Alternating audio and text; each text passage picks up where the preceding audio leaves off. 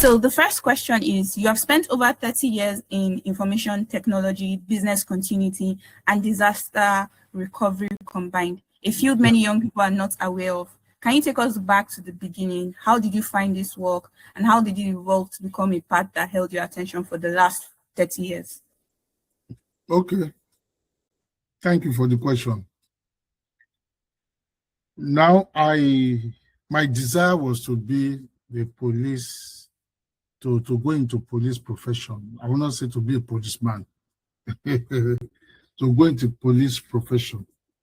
But my daddy thought that it might not be a good thing for me.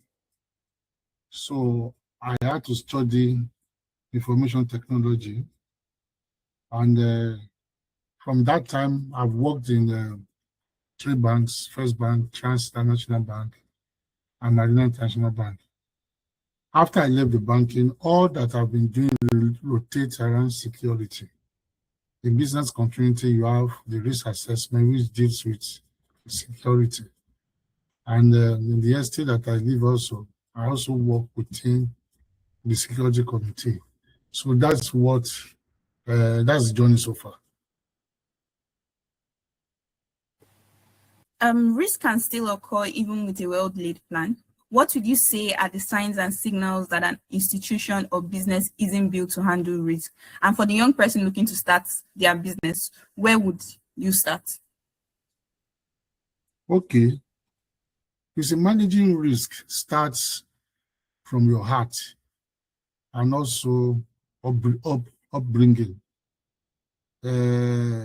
Crises do occur, and if you've been trained, either through your environment, through your parents, you get to know about security early. Let me give an example. 2 examples. When we're young, you cannot call your brother and tells you that, wait, I am coming.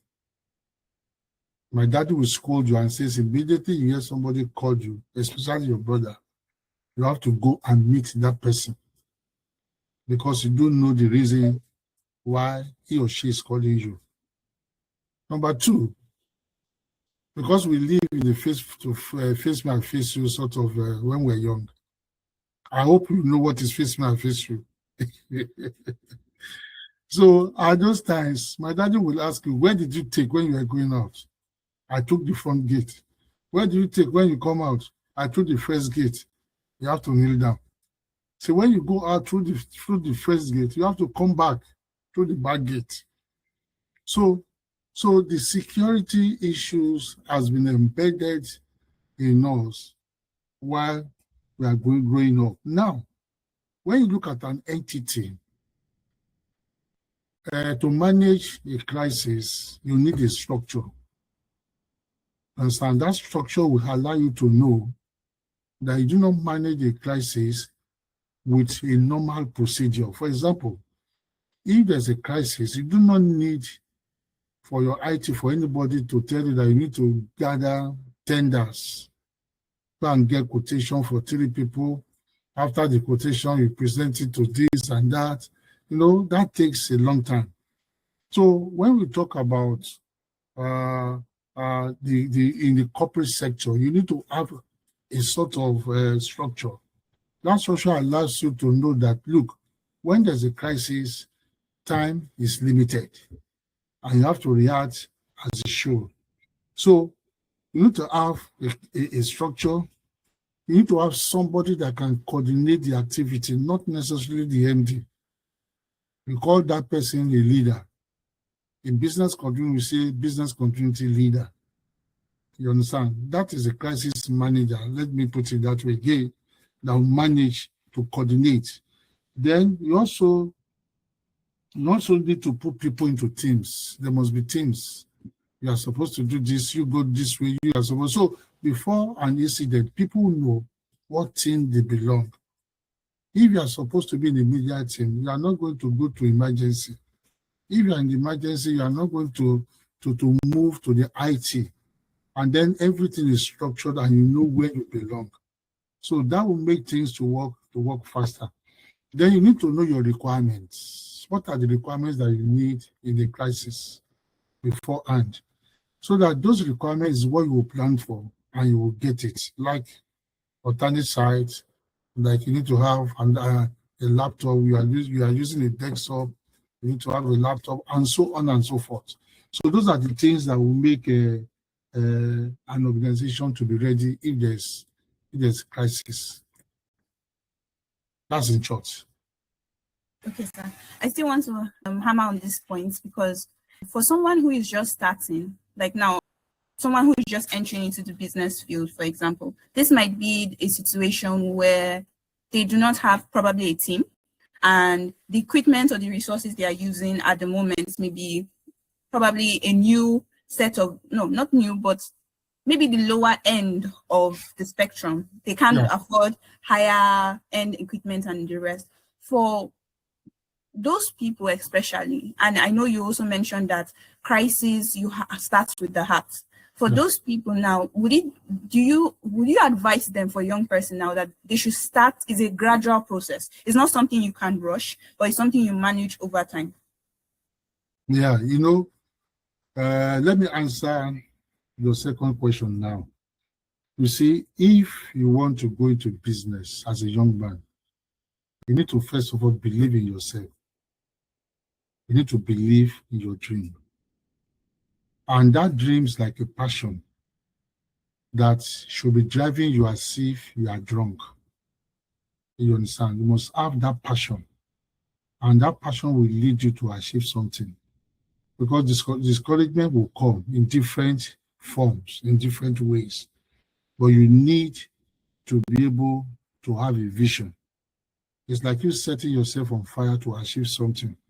Now, if you now look at it from the point of view of business continuity or disaster management, you see there are some simple rules that you need to have. Number one is that thou shalt have alternatives. You understand? You must have alternatives. If you are going this way, you need to ask yourself, what would be the alternative? If this one fails, how do I do it? Then the other thing is that you must be able to recover what you own. You understand? If you go by those two doctrines, those are business continuity principles. We have about 10, but I'm just giving you two. If you go about those two, you should be able to have a plan. For example, if you are looking for where to do a training, you'll be able to say, if this fails, can I get another place to do the training? So all those things will help you. See, it's a mindset that you need to have, a mindset that I can do it. What are the obstacles? I have to break through those obstacles. Those are the things that you need to succeed in a business. Those are the things that I have done. I don't know of any other person, but me, I started from the scratch. But those are the things that I've done. Thank you, sir. Okay, so the next question is, you have spent decades trying to get organizations in Nigeria and across Africa take preparedness seriously, often before they have experienced a major crisis. What does that work actually look like? And what has it taught you about how to get people to act on something they cannot yet see? Okay, you see, in Nigeria or in Africa as a whole, we don't have sudden disasters. And because we don't have sudden disasters, things that can change in a minute. So people tend to relax and give everything to God and says there's no problem. So that is the mindset that we have generally. So if you go on a business and you tell somebody that he needs to do this, first of all, you will tell them for 30 years that we've been on, we don't have this disaster, we don't have anything. Do you understand? So because there's no sudden disasters, things changing within a second. So planning is not part of our nature. For example, planning is part of the woman nature, because don't tell a woman to buy salt in the house before he gets a salt. Don't tell a woman to have water. In the night, there's water in the house to drink.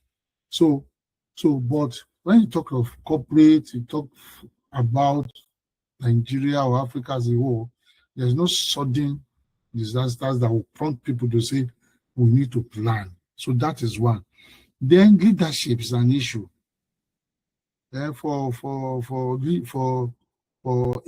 see, managing a disaster is a system. It's a system. It's not just one. If the leaders does not believe in it, then you have a problem achieving anything. That's one. Number two is that if you must be able to have some tools to show the leaders that, look, this type of disaster can happen to you. You show them what has happened to people like them, the companies like them, and they say, do you want this to happen to you? So you get their attention, and they tell you, okay, what do you want us to do? So those are the things. So it is not like money. You know, when you talk about information security that deals with money and the rest, so people generally will want to say, you must not steal my money and the rest. But when you now talk of disasters, we don't have a heart towards that, because it's not sudden, and because so many other things that makes us to be passive in terms of preparedness. Okay, so I want to touch on that question again. I've heard this saying that you tend not to find companies that have been existing in Nigeria or Africa that are past 100 or 50 years. Would you say it's because of the fact that we don't plan, or we don't take into account disaster that has resulted in this kind? It was one of the issues. I won't say it's the main issue, but it's one of the reasons that company in Africa or Nigeria do not last that long. You see, culture also matters. When you talk about companies 100, 200 years, that's the issue of culture. I was watching a film yesterday that said, don't trust your friends, because it also happens abroad. You see, two friends can go and set up a company, and one friend will kick out another. Do you understand? So the issue of trust comes in. Then the issue of structure also comes in. It is now that we are developing ourselves in such a way that we have structure, we have shares and the rest. But when you talk about businesses, it tends to look at you first of all, and your neighbor or your siblings or your children. After that, you now start to expand to friends. And friends also, that's why I say it's nature and where we come from. You know, you start to hide secrets, you start to do this, you start to do that. So it goes beyond the business continuity we are talking about.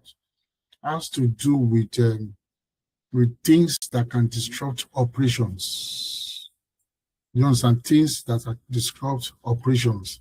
So the continuity aspect that you're looking at has to do really with culture that will not allow a business to move from one group to the other, to the extent that if the person dies, the business will still continue. In Africa, those are cultural issues. Thank you, sir. Hesed World is an organization that focuses on youth empowerment, mentorship, and mindset change. What about it made you know that this was something you had to be a part of? I know you have, I checked your LinkedIn, there were courses you also promote about business continuity. So I know you are into intergenerational mentorship. So what about Hesed World as an organization made you know that this was something you wanted to be part of? Okay. I will start by telling you that it is my background. I came from it's a very good background, because when you talk about people that have achieved in sports, Yali and the rest, they came from Oludia Papa, Ajegule side. So we have the tendency to be champions, but in a million. So you can, if you have one, that means there could have been thousands of them. Do you understand? So when I go back to my roots, at least I go back at least 3 times in a week, I meet to do that, Papa. I ask myself, God, how did you pull me out from this environment? Now living away in a very good environment. Now, that background and the passion to see the youth and children to succeed. That was the motivation of me buying into Hesed World, because the youth must succeed. And most times they do not know how to succeed. Their parents see, my parents says go and do IT, because my father worked in the bank. And in those days, I started with mainframe because he saw the IT as a feature.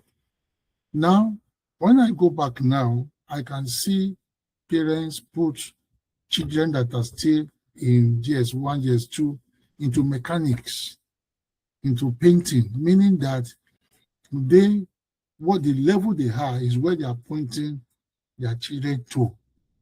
You understand? And a repetition of that also means that you also have people that are living below. You understand? If they do not try to move up. So it is that makes me to like the vision of Hesed World, because there's no way you look at it.